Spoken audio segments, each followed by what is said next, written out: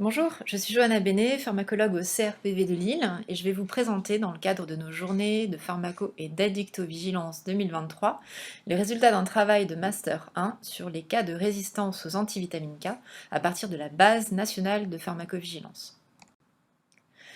Quelques rappels sur les AVK. Ils sont au nombre de 3 en France, les dérivés coumariniques, à savoir la warfarine, qui est la référence internationale en termes d'anticoagulation par voie orale, et l'acénocumarol, ainsi que la fluindione, le dérivé de l'indandione, spécificité française. Ces antivitamines K agissent par inhibition des facteurs de la coagulation vitamine K dépendants, à savoir les facteurs de 7, 9 et 10.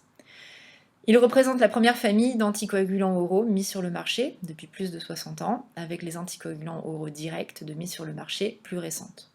Ils ont la caractéristique de présenter une marge thérapeutique étroite et une variabilité inter- et intra-individuelle importante, faisant craindre un risque hémorragique et thrombotique majeur. Ce risque peut être minimisé grâce au suivi de l'activité de ces molécules par la mesure de l'INR, avec un objectif cible entre 2 et 3 dans la majorité de leurs indications.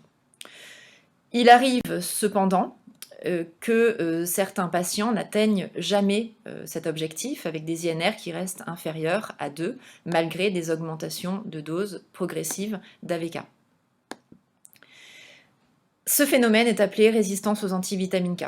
Le risque principal étant l'inefficacité de l'anticoagulant et donc un risque d'événement thrombotique.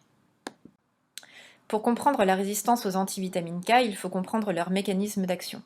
Les antivitamines K ont pour effet de synthétiser les facteurs de la coagulation non fonctionnels. Ils agissent pour cela sur la vitamine K époxyde-réductase via VCORC, un gène codant pour la sous-unité C1 de cette enzyme.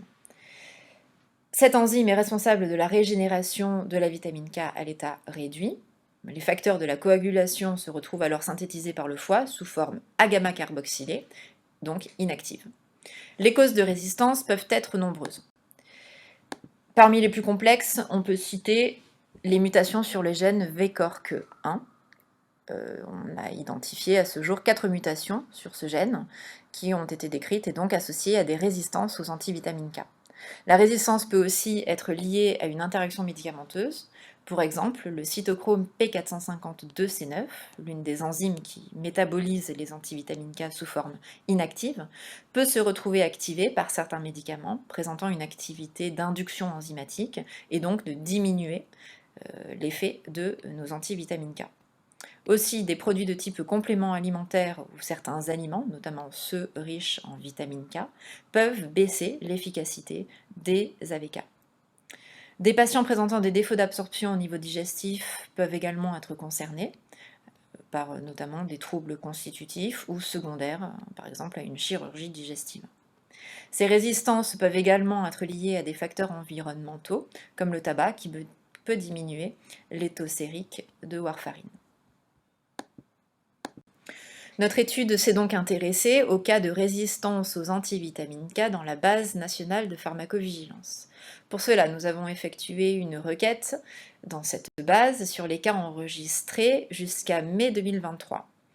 Nous avons recherché les cas dans lesquels le commentaire mentionnait les termes résiste avec ou sans accent et exposé à un antivitamine K, warfarine, acénocumarol et ou fluindione. Les cas de résistance à un autre médicament, les cas contenant trop de données manquantes et ceux ne décrivant qu'une résistance clinique ou encore les cas de doublons ont été exclus de l'analyse. L'objectif de ce travail était donc de décrire les cas de résistance biologique aux AVK dans la base nationale de pharmacovigilance. À partir de 797 cas initialement identifiés, 103 ont été retenus, dont 70% concernaient une résistance à la fluindione, 23% une résistance à la warfarine et 7% une résistance à l'acénocumarol. La description de la population d'étude montrait une répartition à peu près identique entre les hommes et les femmes et des patients âgés de 37 à 62 ans avec une médiane de 50 ans. La prise en charge de ces cas de résistance était inconnue dans 36% des cas Dans 10% des cas, l'AVK était immédiatement remplacé par une héparine ou un anticoagulant oral direct. Dans 7% des cas, l'INR était équilibré après de très fortes augmentations de dose en AVK, justifiant malgré tout le terme de résistance. Et enfin, dans un peu moins de la moitié de tous nos cas, l'AVK est à l'origine de la résistance était remplacé par un autre antivitamine K. Regardons dans le détail ces cas de relais AVK-AVK. La majorité de ces cas de relais concernaient des expositions à la fluindione, ce qui est attendu. Celle-ci était majoritairement remplacée par de la warfarine et en totalité, le relais était efficace dans 42% des cas. Dans les quelques cas de première résistance à la warfarine, celle-ci était remplacée majoritairement par de la fluindione et le relais était efficace dans 44% des cas. On observe ainsi que le relais était globalement inefficace dans 3 cas sur 5, mais dans 3 de ces cas, les patients étaient résistants aux 3 antivitamines K. C'est-à-dire qu'il y avait eu relais d'un premier antivitamine K par un deuxième, puis par un troisième. Et les 3 étaient inefficaces. Le relais était par contre efficace dans 2 cas sur 5, posant la question dans ces cas-là d'une réelle résistance ou d'une résistance sélective à une seule molécule. Enfin, 6 cas décrivaient une résistance évolutive aux AVK. Il s'agissait de patients ayant été exposés auparavant à ces molécules et ne réussissant plus à atteindre les objectifs d'INR malgré des doses élevées d'antivitamine K. Concernant les causes de résistance décrites dans les cas de cette étude, la cause était inconnue dans 67% des cas. On peut par contre noter que dans 10 de ces cas, une mauvaise observance était écartée, ainsi qu'une résistance génétique exclue. Un défaut d'observance était objectivé dans un cas, grâce à un dosage plasmatique en AVK. Un polymorphisme génétique était recherché dans 6 cas, et revenait positif dans 2 cas, l'un impliquant un gène codant pour VCORC1 et un autre concernant un gène codant pour le cytochrome P450-2C9.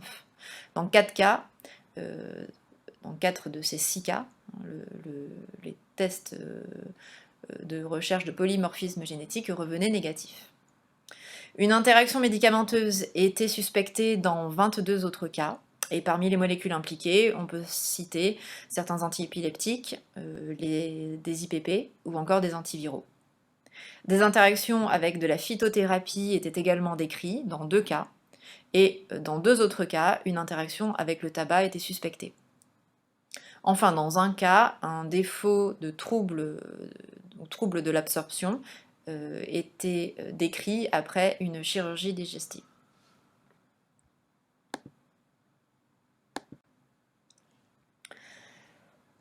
Alors, que peut-on dire de cette analyse? Tout d'abord, on observe une grande majorité de cas impliquant la fluindione. Ceci était attendu, pour rappel. La fluindione, connue sous le nom de spécialité Préviscan, a été pendant de nombreuses années une exception française et l'AVK le plus prescrit dans l'Hexagone. Or, les conditions de prescription de cette antivitamine K ont été revues fin 2018 et depuis, elle ne peut plus être initiée. Cette antivitamine K ne peut plus être initiée. Mais par contre, il est maintenu chez les patients qui sont encore aujourd'hui bien équilibrés. Aussi, un peu plus de la moitié des cas, avec relais AVK-AVK, décrivaient des relais inefficaces dont la cause était majoritairement inconnue, non retrouvée. On remarque que dans peu de cas, une bonne observance était confirmée et ou contrôlée, et également peu de cas décrivaient une recherche de polymorphisme génétique. Ensuite, pour les cas où le relais était efficace ou ceux dans lesquels l'AVK se révélait efficace après augmentation majeure des doses, ou encore ceux dans lesquels la résistance fluctuait dans le temps, il paraît nécessaire de rechercher un changement récent dans les habitudes du patient en termes d'exposition médicamenteuse ou d'automédication, de changement d'alimentation, d'événements pouvant expliquer tout changement de sensibilité à ces molécules. Parmi les principales limites de cette étude, on peut noter la vraisemblable sous-notification des cas, qui est une problématique bien décrite en pharmacovigilance, mais qui doit être encore plus importante pour ce sujet, car la résistance peut ne pas être considérée à proprement parler comme un effet indésirable médicamenteux, et donc non déclaré au centre de pharmacovigilance. Les données manquantes représentent également une autre limite à cette étude. Il se peut que certains patients, par exemple, aient bénéficié de bilans complémentaires après la notification, la déclaration de pharmacovigilance, bilans complémentaires qui ont peut-être mis en évidence des causes de résistance, mais que nous n'en ayons pas connaissance dans le cas. Enfin, l'observance des patients est difficile à établir hors contexte d'hospitalisation. En ville, cette donnée est peu vérifiable et finalement basée sur les dires du patient. Ainsi, pour conclure, les mécanismes de résistance sont nombreux et certains, notamment relatifs à un polymorphisme génétique, sont encore à explorer. Cette étude nous montre que la résistance à plusieurs antivitamines K est possible, mais qu'elle n'est pas systématique et même rare. La résistance vraie existe, mais avant d'arriver à cette conclusion, il est indispensable d'envisager des causes faciles à identifier, notamment des causes alimentaires, iatrogènes, ou encore un manque d'observance qui peut être confirmé par un dosage plasmatique d'AVK. En cas de doute, n'hésitez pas à vous rapprocher de votre spécialiste de l'hémostase dans votre établissement de santé, qui pourra vous aider à la prise en charge de ces patients. Et n'hésitez pas non plus, bien sûr, à remonter vos cas aux centres régionaux de pharmacovigilance. Voilà, je vous remercie pour votre attention.